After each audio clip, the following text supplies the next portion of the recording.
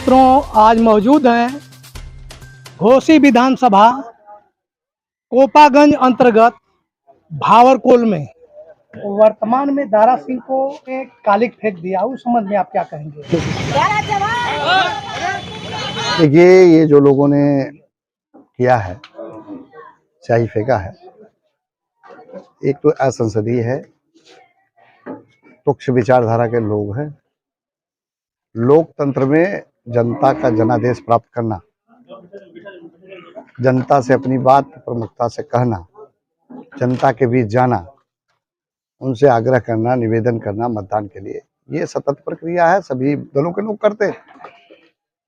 हमारे कैंडिडेट दारा सिंह चौहान जी ने भी उसी क्रम में वहां जाना था। समाजवादी पार्टी के लोग ने प्री प्लानिंग करके, और जो उनकी पुरानी पहचान है, अराजकता, गुंडागर्दी, माहौल को खराब करना, दंगा करना, उसका एक तरह से परिचय दिया है। और इसकी जितनी निंदा की जाए वो बहुत ज़्यादा है, निंदनीय है। ऐसी घटना होनी नहीं चाहिए। लेकिन जिन लोगों ने किया है, सरकार उनके खिलाफ सख्ती के साथ कार्रवाई करेगी और किसी भी दल के साथ इस तरह की कोई घटना नहीं होनी चाहिए। समाजवादी पार्टी की जो तुच्छ विचारधारा, मैंने कहा ना, और जो उनकी पहचान है, उसको परिलक्षित किए हैं। इसमें किसका हाथ माना जाए? बता तो रहे हैं, मैं समाजवादी पार्टी के लोगों का हाथ। कार्यकर्ताओं में, बीजेपी के कार्यकर्ताओं में कहीं न कहीं काफी आक्रोश है, जो कालिक फेंक देने के बाद। और कहीं न कहीं देखा जाए कि समाजवादी के लोगों को पूछा कि कुछ लोगों का जो है यह मिली जुली भगत से यह जो फेंकवाया गया, इसमें क्या है? समाजवादी पार्टी के लोग अपने कारनामों को छिपाने की कोशिश कर रहे हैं। वो उजागर हो चुका है, सबको जानकारी हो चुकी है, प्रशासन को भी जानकारी हो चुकी है कि किसके द्वारा प्रायोजित है, किसके कहने पर किया गया है। और समाजवादी पार्टी ने जो ये कुकृत किया है, इसी से इस बात को दर्शाता है कि उनकी हताशा और निराशा है, इसलिए वो ऐसे काम कर रहे हैं, क्योंकि जनता का जनादेश उनको प्राप्त नहीं।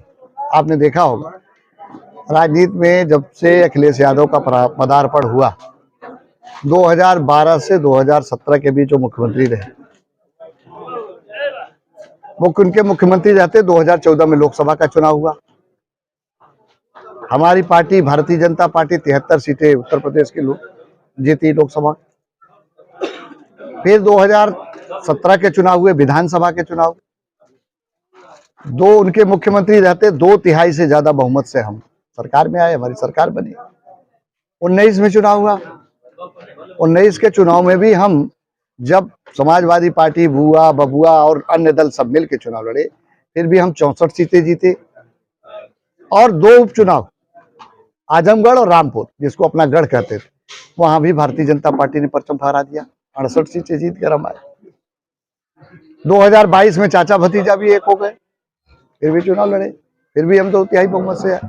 तो एक तरह से जनता का जनादेश भारतीय जनता पार्टी के पक्ष में है, और इस जनादेश को अखिलेश यादव को स्वीकार करना चाहिए। जनता उनको जनादेश लगातार नहीं दे रही, जनता का जनादेश भारतीय जनता पार्टी के पक्ष में है और ये लगातार मिल रहा है, इसका प्रमाण है। इस जनादेश को उनको स्वीकार करना चाहिए। वरासत और विरासत के आधार पर कभी सत्ता नहीं मिलती। अखिलेश यादव ने वरासत और विरासत के आधार पर सत्ता पाई थी, अब उनको सत्ता कोसों दूर है, नहीं दिखाई पड़ती, न मिलेगी। इसे जनता का जनादेश, उत्तर प्रदेश की जनता का जनादेश भारतीय जनता पार्टी के पक्ष में। आज युवाओं को क्या संदेश देना? युवा हमारे सब भारतीय जनता पार्टी के साथ लगे हैं। युवाओं के लिए हमारी सरकार ने, चाहे कौशल विकास योजना के अंतर्गत उनको प्रशिक्षित करके जो है उनको रोजगार देने के लिए, प्राइवेट सेक्टर में भी, सरकारी सेक्टरों में भी, इसी के साथ साथ जो है skill India, made in India, digital India, इन सब के माध्यम से लोगों को ट्रेनिंग देकर प्रशिक्षित करके जो है रोजगार के प्राइवेट सेक्टर में भी, सरकारी सेवा योजनाओं में भी रोजगार हमारी सरकार ने देने का काम किया। और बड़े पैमाने पर हमारी सरकार ने विगत 5-6 वर्षों के कार्यकाल में, 6.5 वर्षों के कार्यकाल में 5 लाख से अधिक सरकारी सेवाओं में नौकरियों के देने का काम किया।